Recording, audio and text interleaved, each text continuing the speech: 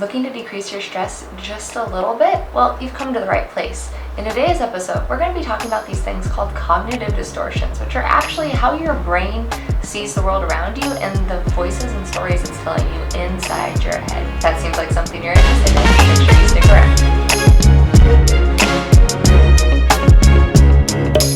Hey, I'm Esther. Welcome to Adulting with Esther, the show where we talk about the things that you don't learn in school. If you're new here, welcome. Hit that subscribe button so you can be alerted when we post new videos. In today's episode, we're going to be talking about these things called cognitive distortions, which translated means something like your brain changing how reality actually is. We're going to be talking about 13 different cognitive distortions that have been identified by David Burrow in his book, Feeling Good from 1990. If you want to check it out, you can look in the description so that you can buy a copy yourself and learn more. Like we already said, a cognitive distortion is really just your brain interpreting reality differently. We all have our own perceptions of reality, and that's why it's called perception. It's how we see things and it's how it comes back to us and what we think is going on. And based off your prior knowledge, your prior experiences, and just the life that you've lived so far, that's going to determine how you receive things, especially if you have some sort of mental illness. It may affect how you interpret that information that's going on in the surroundings around you. Thus, the term cognitive distortions has come about. And so the term cognitive distortions, your brain making up some stories, and what you can do about them. So really the first step in all of this is awareness, recognizing where you have cognitive distortions. The way I recommend that you apply the skills you're going to learn today is by beginning to have a level of awareness as you go through your daily life. Recognize where you do any of these cognitive distortions. And once you start to recognize it, then the next step can be to start to mitigate it. So here we go, let's talk about the first one. The first cognitive distortion is all or nothing thinking. All or nothing thinking really has to do with considering things in extremes, good or bad, black or white. For example, if you are performing for something, whether it's at work or in an actual show, if your performance falls anything short of perfect, then you're a total failure. You see where I'm going here? We can see this type of cognitive distortion appear in all parts of our life, but it often happens in relationships. He is the worst. He always does this. Words like always are all or nothing thinking. Also words like never, words like good and bad, really taking the two ends of the spectrum.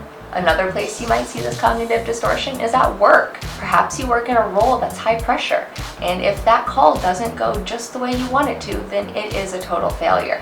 When the reality is maybe the call went really well and the client just wasn't interested in the product you had to offer. You couldn't do anything to change that. In fact, you did the best you could with what you had. However, your brain might still see it as a failure. Want to know how to mitigate these types of cognitive distortions? Well, stick around to the end where we will talk about it. The next type of cognitive distortion is overgeneralizations. Overgeneralizations is when you see a pattern and then you magnify it to the extreme. You might even see one negative event as a never-ending pattern of defeat.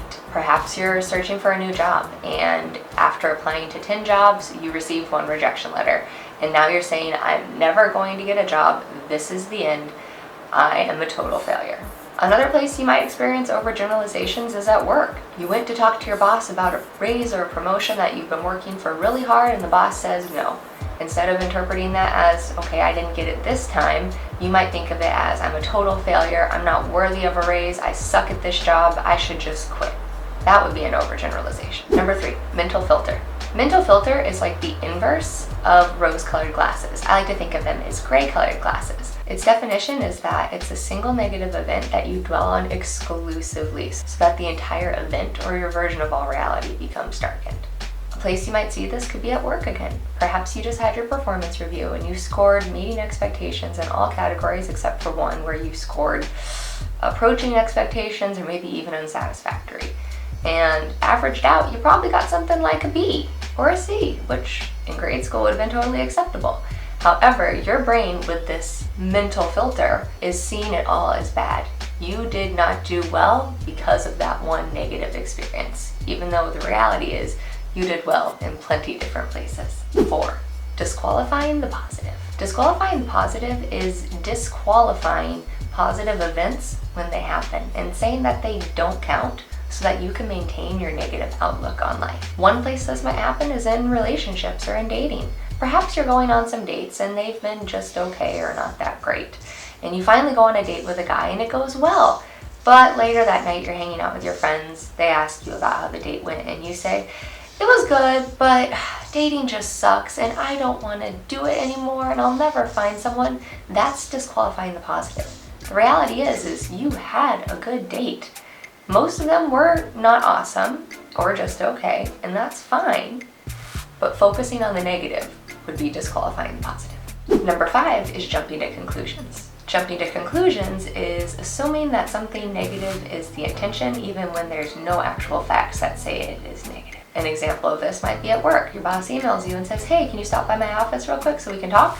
And you assume that you're in trouble. Did he say you're in trouble? No. Have you been doing anything that means that you should be getting in trouble? Probably not. In fact, he might want to give you a promotion or congratulate you or give you more responsibilities. None of which are actually negative. Well, maybe more responsibilities are. Number 6 is mind reading.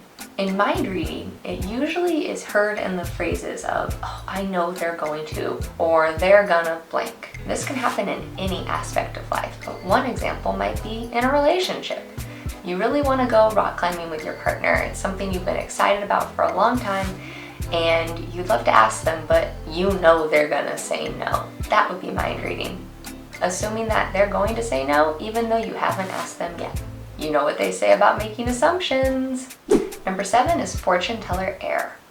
This one's pretty self-explanatory. It's when you think you know what's going to happen and you're convinced it's going to turn out badly for no other reason. In fact, you're so confident in this prediction that you have assumed that it is fact. It's already gone poorly. This could be at school. Perhaps you took an exam and you know you didn't study as much as you could have. The exam went okay and you left feeling a little discontented. However, when you received the exam back, you expected getting an F, and the reality is you got a C. Recognizing when you're engaging in fortune teller error can definitely help decrease that stress between when you submit your test and when you get it back. So are you an unwilling participant in any of these cognitive distortions? Are they something that's happening in your head? Which ones are happening to you? Let me know down in the comments. I'd love to hear what's going on inside your brains, because I know I do a lot of these. And remember, if you're getting value out of this video, hit that like button and subscribe if you want to be alerted when we post new content. Number 8 is known as magnification or catastrophizing. Catastrophizing is when something happens and you totally blow it out of proportion. An example might be you're on track to end up getting a C in a course that's really important for you to graduate from college.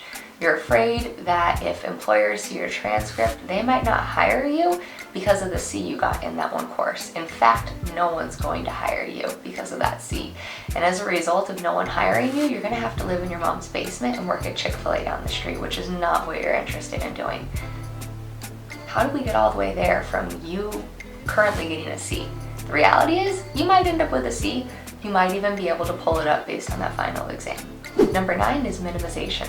Pretty obvious. You shrink things. You shrink your own positive qualities. This might be found in relationships and dating again.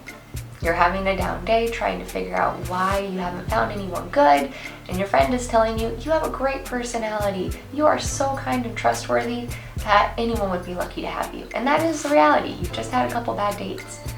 However, you're sitting there saying, no, I'm not a good girlfriend. Something's wrong with me. No, I'm not a good partner. Something's wrong with me. That's why I'll never find anybody, because you're minimizing your own qualities.